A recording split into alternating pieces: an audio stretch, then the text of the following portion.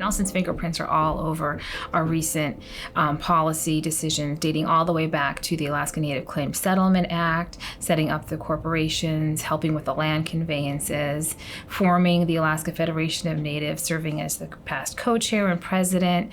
There's really not a region that Nelson hasn't touched in the state. His entire life has been dedicated to service.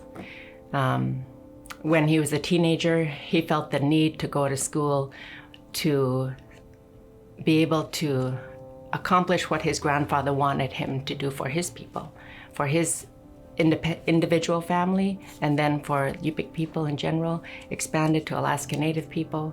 When he went to war and he returned, he worked hard for equity for veterans, and he has a degree in theology. He cares about service to not only to Native people, to veterans, but also to his religion. He started out, as I said, not knowing a word of English and being mistreated because of it, but he never let that ruin his outlook on life. I think he has this optimism and willingness to just buckle down and do the work, and I think that's very important. With the Veterans Native Allotment, the resolution of providing veterans with the opportunity to be able to secure their Native allotments is a major accomplishment that without Nelson, I don't think would have been achieved.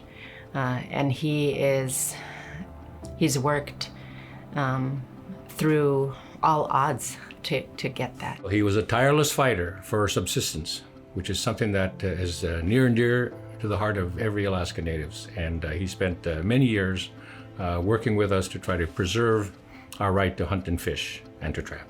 Some leaders don't have the ability to have their actions match their statements, and Nelson really does.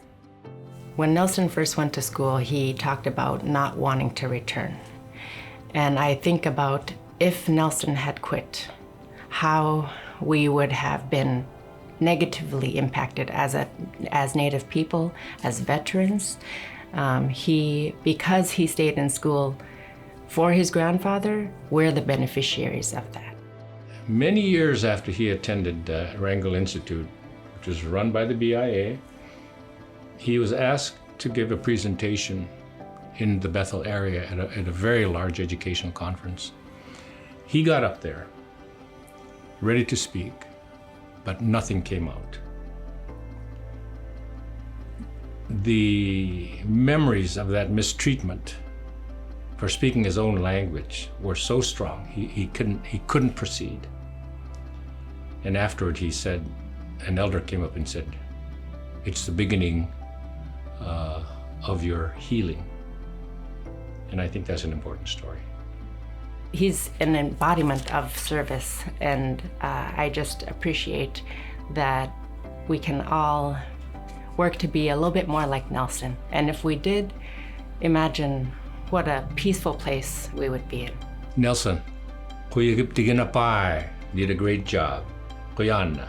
Juanihua Nelson namang kingan huat nakanakayuhta. Koyawi kamkin huangkuta Juani Junil Kahput, Jalakhan, Uchifkun, Spengulutin Jaknak Huangkuta Mamta, Egayush Hofkut, Oyana.